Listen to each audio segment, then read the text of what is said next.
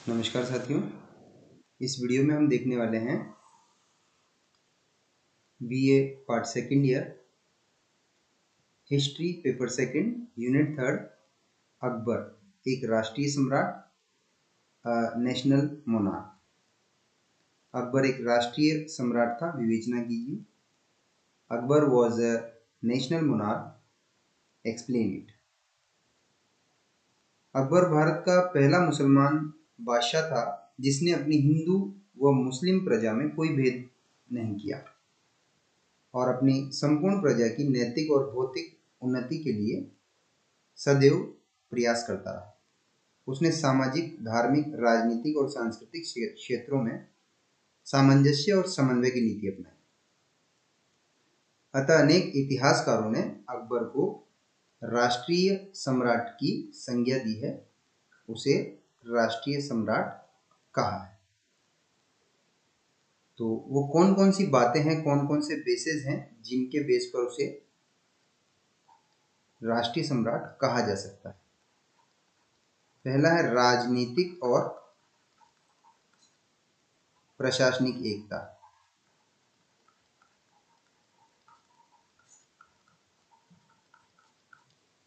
अकबर ने एक विशाल साम्राज्य की स्थापना की और उसे राजनीतिक एकता के सूत्र में बांध दिया।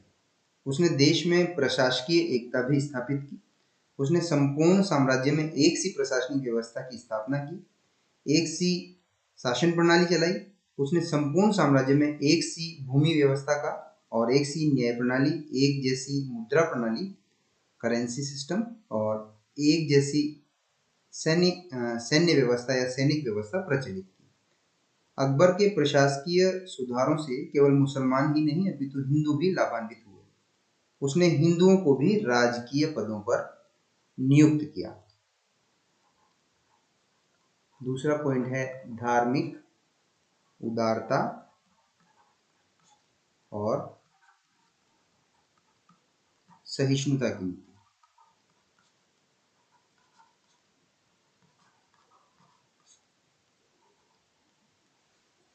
अकबर ने धार्मिक उदारता और सहिष्णुता की नीति अपनाई। उसने हिंदुओं को पूर्ण धार्मिक स्वतंत्रता प्रदान की और हिंदुओं को पूजा पाठ करने, अपने धार्मिक रीति रिवाजों का पालन करने की पूर्ण स्वतंत्रता प्रदान की। उसने हिंदुओं पर लगे हुए जजिया कर 1564 में उसने हटा दिया जजिया कर, और तीर्थ यात्रा कर उसने 1563 में हटाया और 1562 में उसने ठग प्रथा को बंद कर दिया। इन करों की समाप्ति से हिंदू और मुसलमान समान सामाजिक स्तर पर आ गए। योग्यता के आधार पर हिंदुओं को राजकीय पदों पर नियुक्त किया गया। तीसरा पॉइंट है दीन इलाही। 1582 ईस्वी में अकबर ने दीन इलाही के नाम से एक नया धर्म प्रचलित किया और इसे धर्म न कह करके हम समन्वय अगर माने सभी धर्मों की अच्छी बातों का तो ज्यादा उचित होगा। उसकी धार्मिक उदारता और सहिष्णुता का परिचायक था ये। सहिष्णुता से मतलब है कि सभी धर्मों के साथ समान व्यवहार करना, सभी धर्मों को समान महत्व देना, किसी धर्म की आलोचना और बुराई नहीं करना, सभी को धर्म अपनाने की, अपने धर्म को मानने की, पूजा पाठ करने की आजादी देना, इसे धार्मिक सहिष्णुता कहा गया है। उसने दीन इलाही के माध्यम से हिंदू मुस्लिम संस्कृतियों में समन्वय स्थापित किया और दीन इलाही अकबर की राष्ट्रीय भावना और धार्मिक सहिष्णुता का परिचय था। 1582 में उसने ये चलाया। सामाजिक सुधार। अकबर ने हिंदुओं और मुसलमानों में व्याप्त सामाजिक कुरीतियों को दूर करने का प्रयास किया। उसने बाल विवाह को निषिद्ध घोषित कर दिया और सती प्रथा पर प्रतिबंध लगाया। हालांकि सती प्रथा को पूरी तरह से बंद नहीं कर पाया, प्रयास जरूर किया उसने। विधवा विवाह और अंतरजातीय विवाह को प्रोत्साहन दिया गया। मद्यपान पर, नशे पर प्रतिबंध लगा दिया, शराब पर प्रतिबंध लगा दिया और वेश्यावृत्ति को रोकने के लिए उपाय किए गए। उसने मुस्लिम समाज में सुधार की, मद्यपान और वेश्यावृत्ति पर प्रतिबंध लगा दिया उसमें भी, और मुसलमानों मुसलमान बच्चों को 12 वर्ष की अवधि से पूर्व खतना करने की अनुमति नहीं दी गई। सामाजिक समन्वय।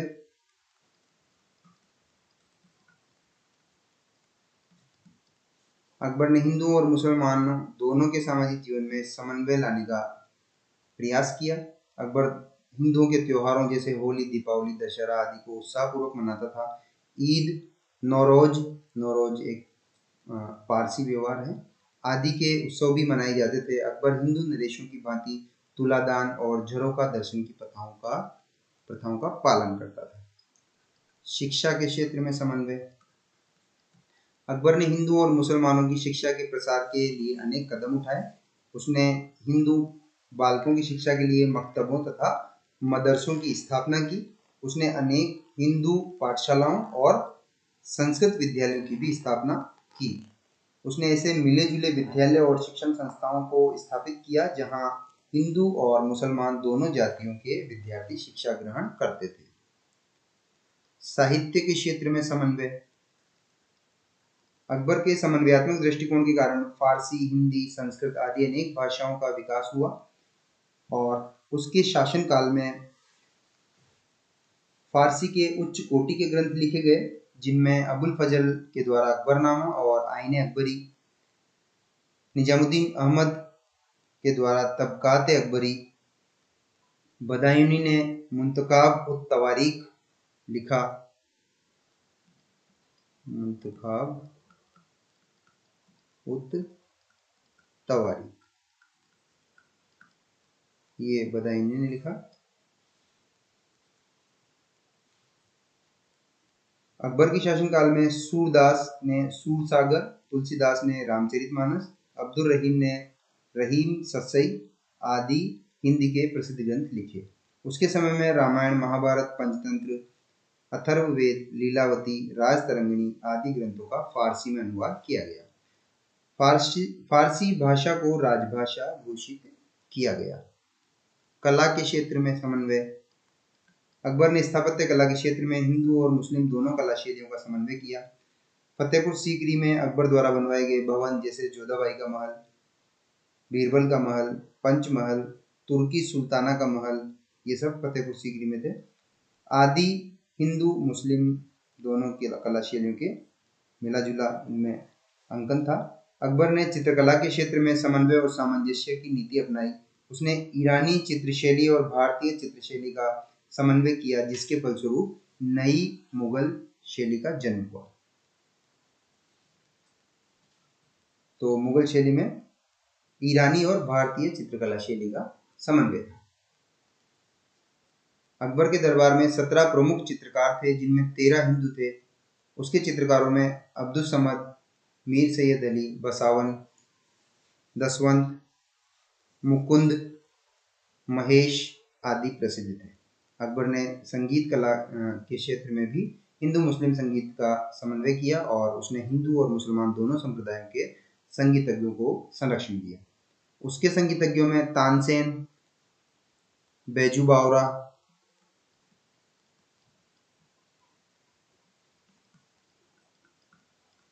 रामदास, सूरदास आदि के नाम विशेष रूप से उल्लेखनीय हैं।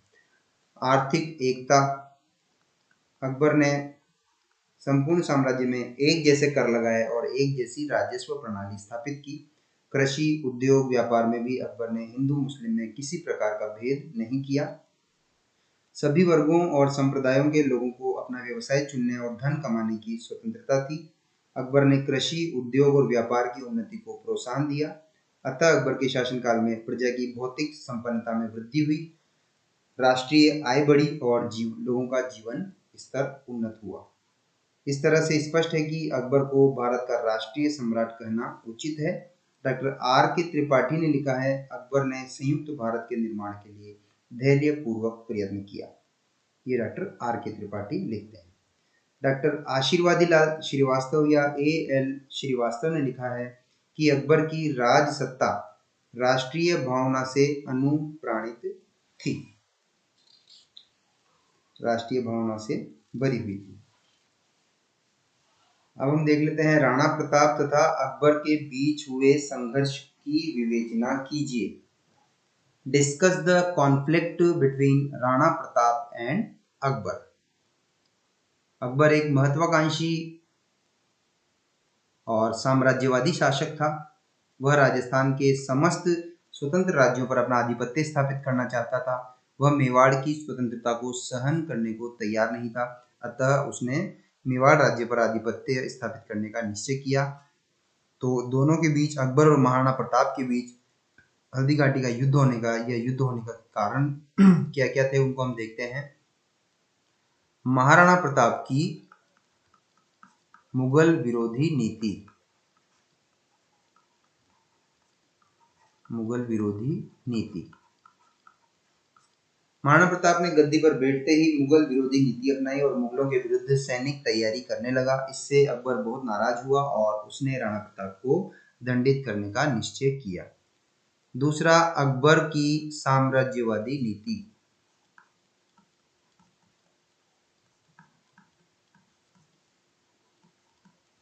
अकबर एक साम्राज्यवादी शासक था। वह संपूर्ण भारत पर अपना आधिपत्य स्थापित करना चाहता था। वह मेवाड़ की स्वतंत्रता को सहन करने को तैयार नहीं था, अतः उसने राणा प्रताप की स्वतंत्र सत्ता का दमन करने का निश्चय किया। महाराणा प्रताप का स्वातंत्र्य प्रेम।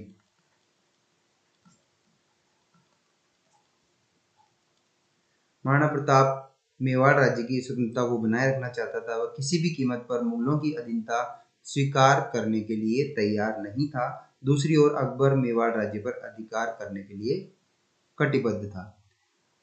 अकबर के विरोधियों से मिलकर संगठन बनाना।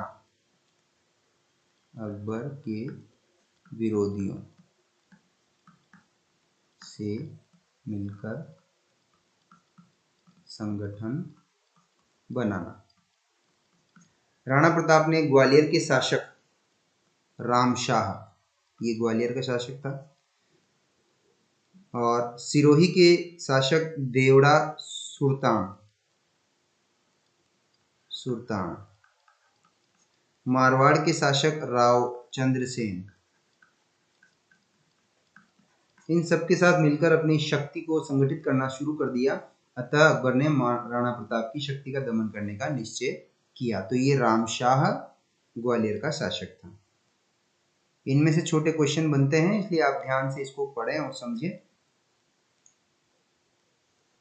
अकबर के विरुद्ध महाराणा प्रताप ने किन किन राजाओं के साथ संगठन बनाया, इस तरह से कोई सा भी क्वेश्चन बनाया जा सकता है। अकबर के कूटनीतिक प्रयासों की विफलता। कूटनीतिक प्रयासों की विफलता। अकबर के कूटनीतिक प्रयासों की विफलता। प्रारंभ में अकबर ने कूटनीतिक प्रयासों से राणा प्रताप को अधीन करने का प्रयास किया। अतः उसने जलाल खां, मानसिंह, भगवान दास और टोडरमल को महाराणा प्रताप के पास भेजा, परंतु महाराणा प्रताप ने अकबर की अधीनता मानने से इनकार कर दिया। अतः अकबर ने सैन्य शक्ति के बल पर राणा प्रताप का दमन करने का निश्चय किया। ये सारे कारण रहे अकबर और राणा प्रताप के बीच युद्ध होने के। अब चर्चा करते हैं हल्दी घाटी के युद्ध पर। अकबर ने राणा प्रताप का दमन करने के लिए मानसिंह को नियुक्त किया। 3 अप्रैल 1576 को अजमेर से प्रस्थान किया और आगे बढ़कर खमनौर के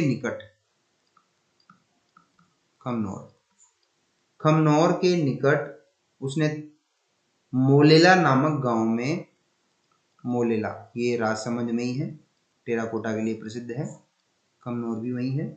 तो 3 अप्रैल 1576 को अजमेर से प्रस्थान किया अकबर ने और खमनौर के पास, राजसमंद में खमनौर है, उसके पास मोलेला नामक गांव में अपना डेरा डाला। राणा प्रताप ने हल्दी घाटी से 8 मील पश्चिम में लोहा सिंह नामक गांव में अपना पड़ाव डाला। तो 21 जून 1576 को राणा प्रताप और मुगलों के बीच हल्दी घाटी नामक स्थान पर युद्ध शुरू हुआ। राणा प्रताप ने आगे बढ़कर मानसिंह पर अपने भाले से प्रहार किया, परंतु मानसिंह ने हाथी के हौदे में झुककर उस वार को असफल कर दिया। हाथी के ऊपर जो बैठने के लिए इस तरह से हाथी के ऊपर होता है, इसमें बैठते हैं जो लड़ते हैं व्यक्ति वो। तो इसमें झुक करके और मानसिंह ने अपने को बचा लिया।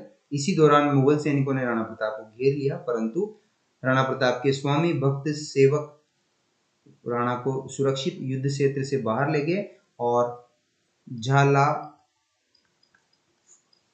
बींदा नामक सरदार ने राणा प्रताप का राजकीय चिन्ह मुकुट मुगलों का मुकाबला करने के लिए धारण कर लिया, क्योंकि अगर राजा घायल हो जाता है तो सेना पीछे हटने लग जाती है, डर जाती है, उसके हौसले कम हो जाते हैं।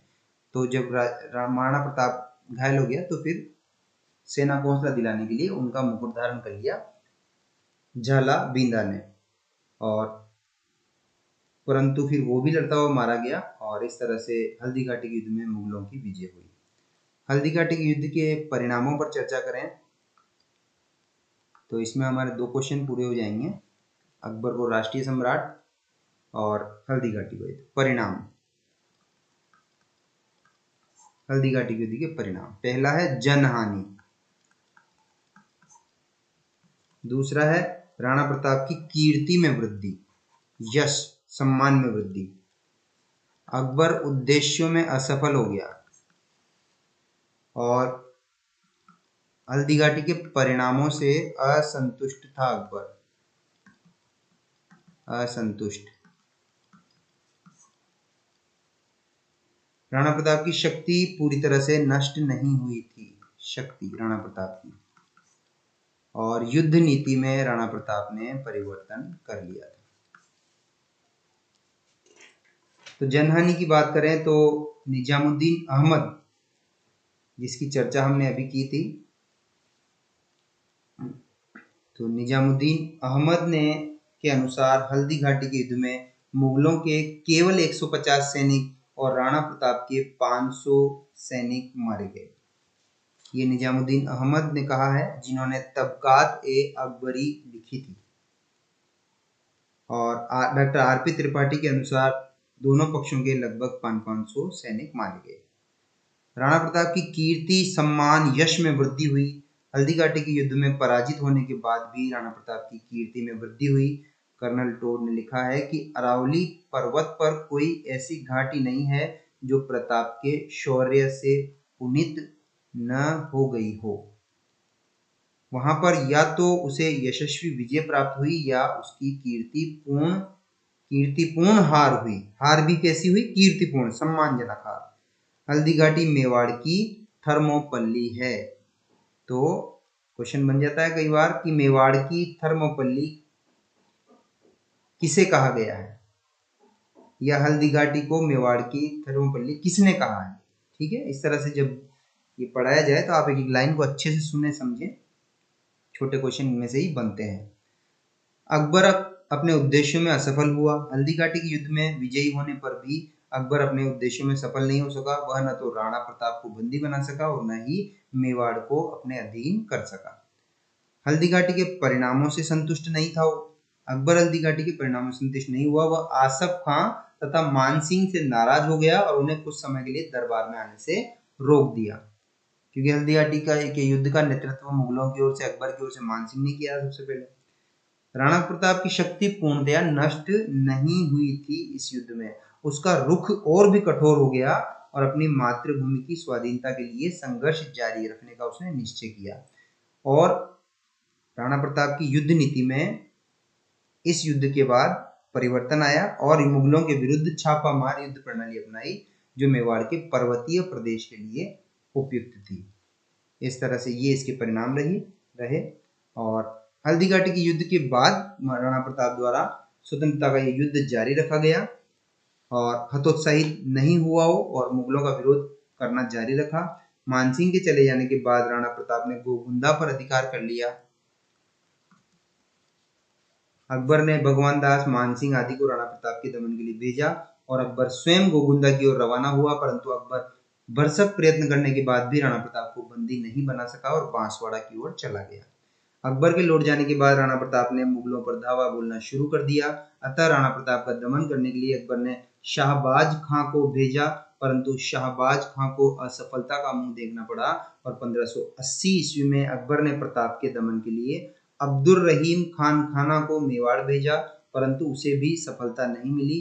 1584 में जगन्नाथ कछवाहा को राणा प्रताप के अगेंस्ट भेजा। तो आप देखिए सबसे पहले भेजा शाहबाज खां को, ये हल्दीघाटी के युद्ध के बाद की बात है। फिर उसके बाद 1580 में अब्दुर रहीम खान खाना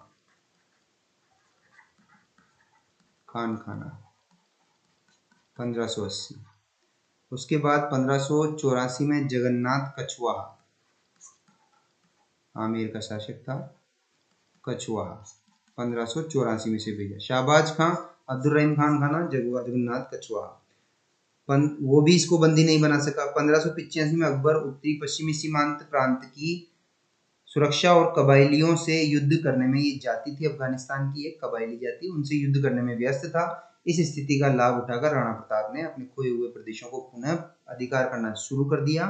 उसने उदयपुर, गोगुंदा, मोही आदि पर पुनः अधिकार कर लिया। केवल चित्तौड़ और मांडलगढ़ को छोड़कर उसने बाकी समस्त मेवाड़ पर पुनः अपना अधिकार स्थापित कर लिया। तो ध्यान रखिएगा, चित्तौड़ और मांडलगढ़ पर राणा प्रताप पुनः अधिकार नहीं कर पाया, क्वेश्चन पूछा जा सकता है। और 1597 को महाराणा प्रताप की एक धनुष पर प्रत्यंचा चढ़ाते समय चोट लगने से मृत्यु